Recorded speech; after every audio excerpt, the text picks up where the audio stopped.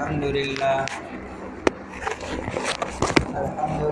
نحمده ونستعينه ونستغفره ونؤمن به ونتوكل عليه ونعوذ بالله من شرور أنفسنا ومن سيئات أعمالنا من يهده الله فلا مضل له ومن يضلله فلا هادي له ونشهد أن لا إله إلا الله وحده لا شريك له ونشهد أن سيدنا ومولانا محمدا عبده ورسوله أرسله بالحق بشيرا ونذيرا أما بعد فأعوذ بالله من الشيطان الرجيم بسم الله الرحمن الرحيم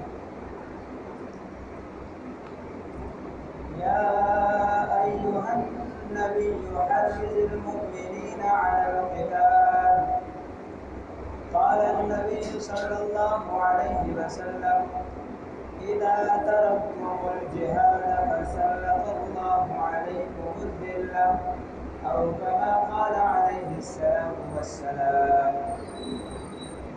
ہر سمت مچلتی گرموں نے افسون شب غم توڑ دیا ہر سمت مچلتی گرموں نے افسون شب غم توڑ دیا اب جاگ اٹھے ہیں دیوانے دنیا کو جگا کر دم لیں گے یہ بات آیا ہے دنیا پر ہم پھول بھی ہیں تلوار بھی ہیں یا بزم جہاں مہکائیں گے یا خون میں نہا کر دم لیں گے سوچا ہے کفیل حالات کچھ بھی ہوں ہر حال میں اپنا حق لیں گے عزت سے جیے تو جی لیں گے یہ جام شہادت پی لیں گے میرے انتہائی واجب الاحترام معزز محترم دوستوں بزرگوں بھائیوں گزشتہ جمعۃ المبارک ہم نے جہاد کے موضوع پر کچھ باتیں کی تھی لیکن چند ساتھیوں کا یہ اعتراض تھا کہ جہاد کا موضوع ہمیں سمجھ نہیں آیا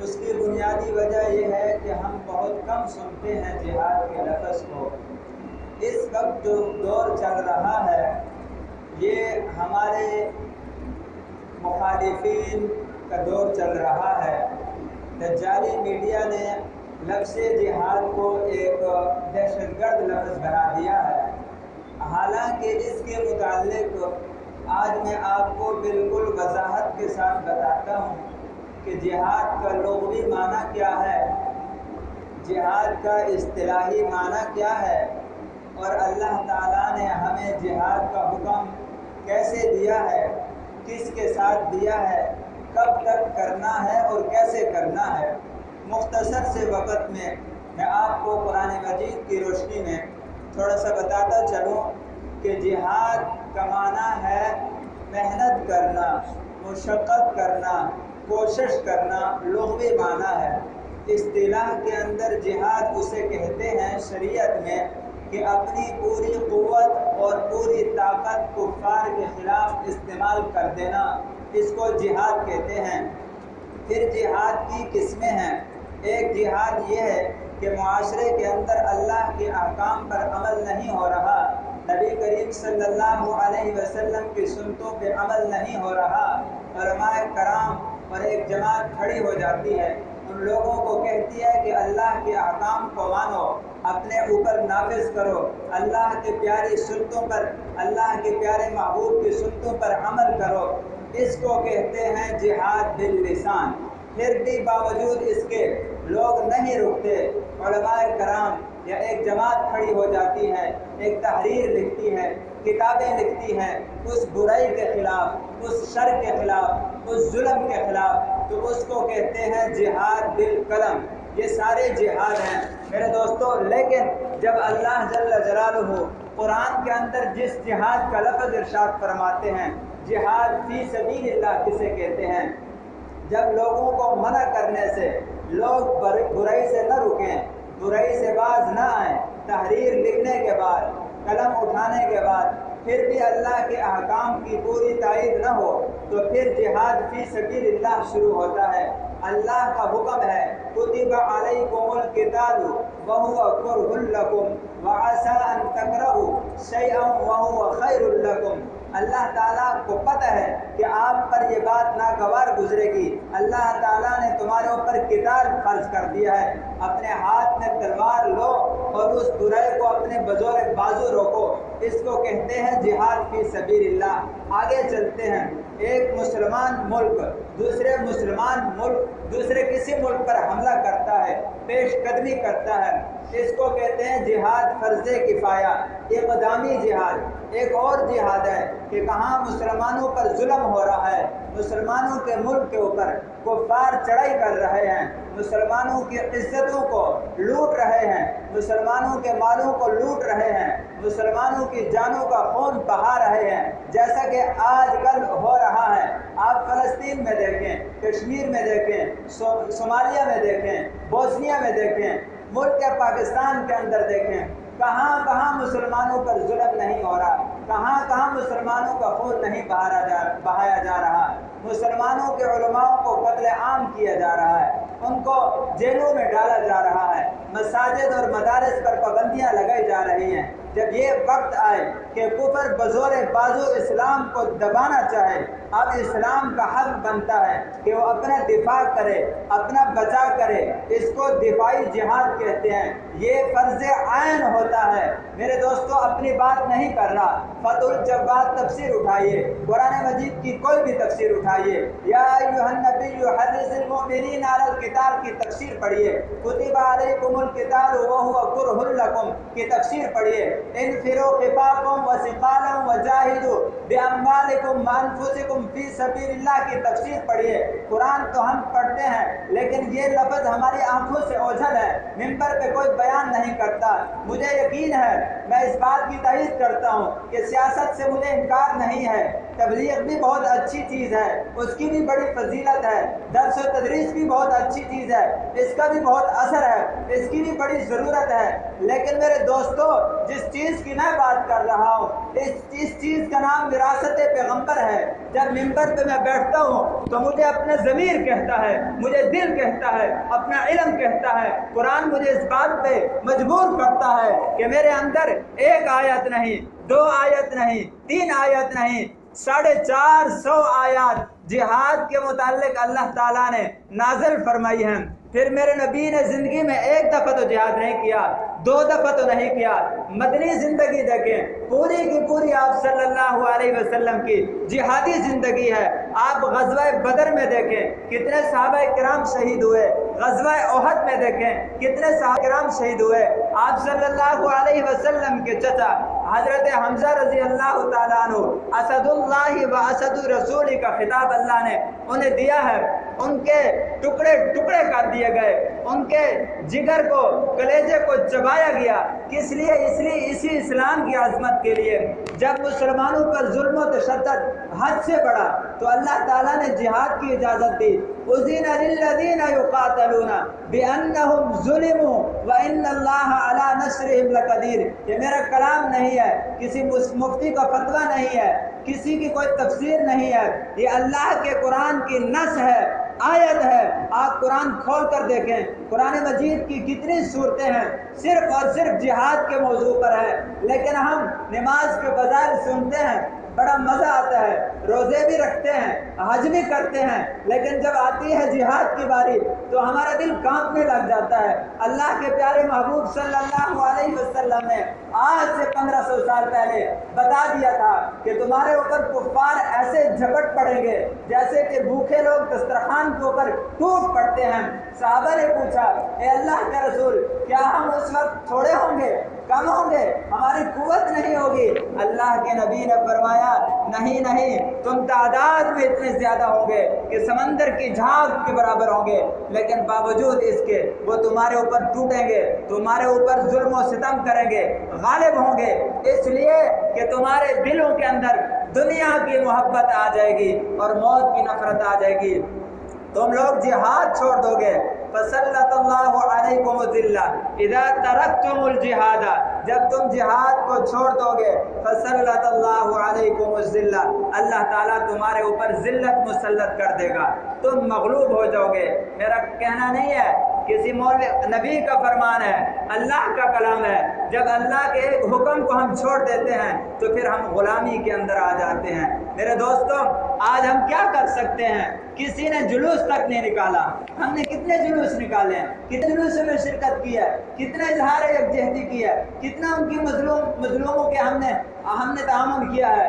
دیکھو میرے دوستو، ہر ایک مسلمان ہے، جس طرح نماز کے کار سے انسان دائرہ اسلام سے خارج ہو جاتا ہے، اسی طرح جہاد کے انکار سے بھی دائرہ اسلام سے انسان خارج ہو جاتا ہے۔ جس طرح روزے، زکوٰۃ کا منکر، حج کا منکر دائرہ اسلام سے خارج ہے، بالکل اسی طرح جہاد کا بھی منکر دائرہ اسلام سے خارج ہے۔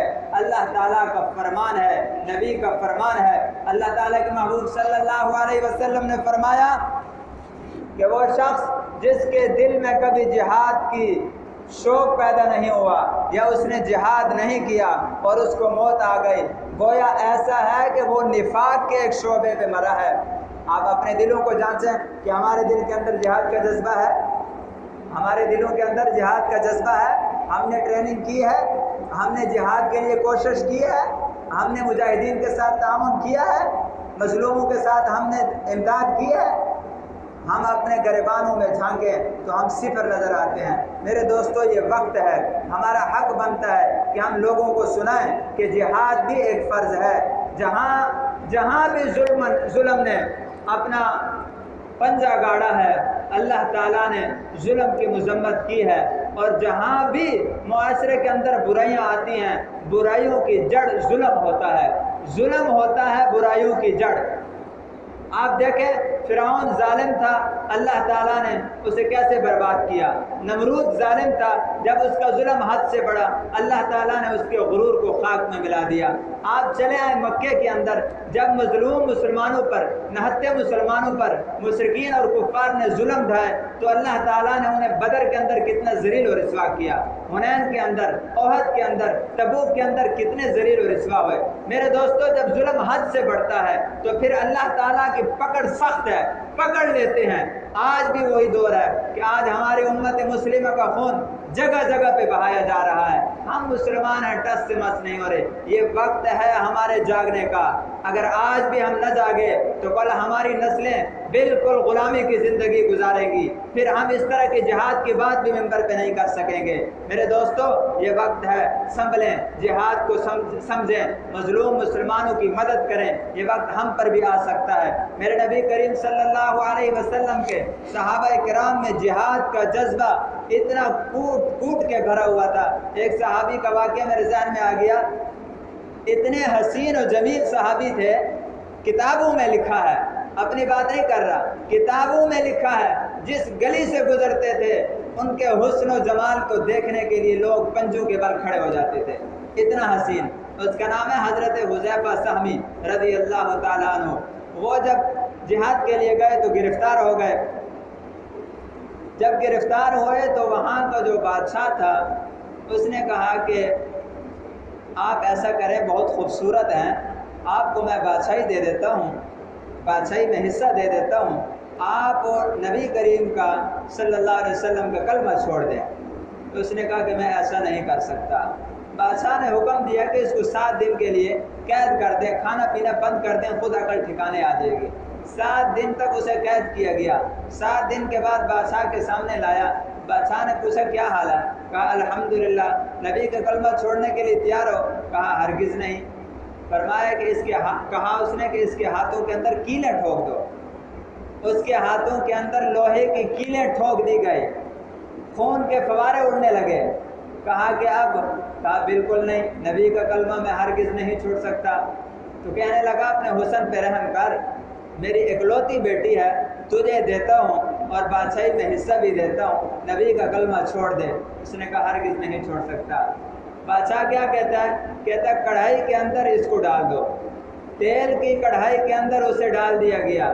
کچھ دیر کے بعد بادشاہ حکم دیتا ہے کہ نکال کے لاؤ، اس کی تو ہڈیاں اب گل چکی ہوں گی۔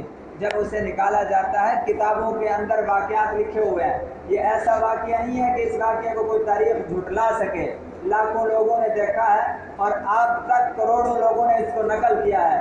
नबी के सहाबी का वाक़या है, तो जब उसको तेल की कढ़ाई से निकाला गया तो उसका एक बाल भी भीगा नहीं हुआ था। ये हैं वो लोग जिनके जज्बे थे, जो शहादत के मुतमन्नी थे, जो जिहाद फी सबीलिल्लाह को हक सच मानते थे, जानते थे। जब हम भी अल्लाह के रास्ते में खुलूस नीयत के साथ निकलेंगे तो अल्लाह की मदद आएगी। वही अल्लाह आज भी है जो इब्राहीम अलैहिस्सलाम के लिए आग को ठंडी कर सकता है और इस तरह के सहाबा किराम को तेल की कढ़ाइयों के अंदर सही सलामत रख सकता है। तो क्या उस अल्लाह के दीन की खातिर अगर हम जान देना चाहें और दें तो अल्लाह हमारी मदद नहीं कर सकता? कर सकता है, लेकिन हमें अपना जज्बा बनाना होगा, हमें इस पर यकीन करना होगा, हमें उठना होगा, हमें जुल्म के खिलाफ उठना होगा, आवाज़ बुलंद करनी होगी। मेरे दोस्तों, ये हमारा मुसलमानों का सबका फ़र्ज़ है। जब हम ये नहीं करेंगे तो वो वक्त दूर नहीं कि हमारे ऊपर भी ज़ालिम मुसल्लत हो जाए, हमारे ऊपर भी कुफ़ार मुसल्लत हो जाएं।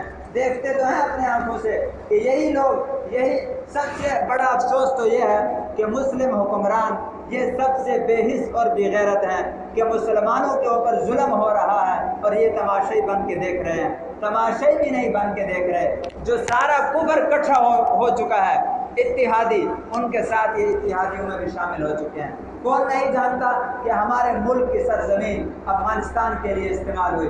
कौन नहीं जानता कि हमारे मुल्क के अंदर उलमा को सूलियों पर लटकाया गया है, दिन दिहाड़े शहीद किया गया है? कौन नहीं जानता कि हमारे मदारस को बंद कर दिया गया है, हमारे मदारस के ऊपर दहशत गर्दी के पर्चे लगाए गए हैं? हालांकि हमारा मजहब इस्लाम है, इस्लाम सलामती का मजहब है, हम मोमिन हैं, हमारा ईमान है, अमन का मजहब है। अल मुस्लिम मन सलिबल मुस्लिमून बिल लिसानिही व यदिही, मुसलमान वो है जिसकी हाथ और ज़बान से दूसरा मुसलमान महफूज रहे। हमारे मजहब के अंदर तो ज़्यादा पानी फजूल इस्तेमाल नहीं कर सकते, तो फिर हम किसी का खून कैसे बहाएंगे? हमारे मजहब इतना पुरअमन है, लेकिन कुफ़ार ने और दज्जाली मीडिया ने हर एक मुसलमान को इतना दहशत गर्द बना दिया है कि आज हमारा मुसलमान चेहरे के ऊपर सुन्नत रसूल नहीं सजा सकता। लोग कहते हैं ये दहशत गर्द है, ये मौलवी है। मेरे दोस्तों, नबी करीम सल्लल्लाहु अलैहि वसल्लम को क़यामत वाले दिन किस मुंह से मुंह दिखाओगे?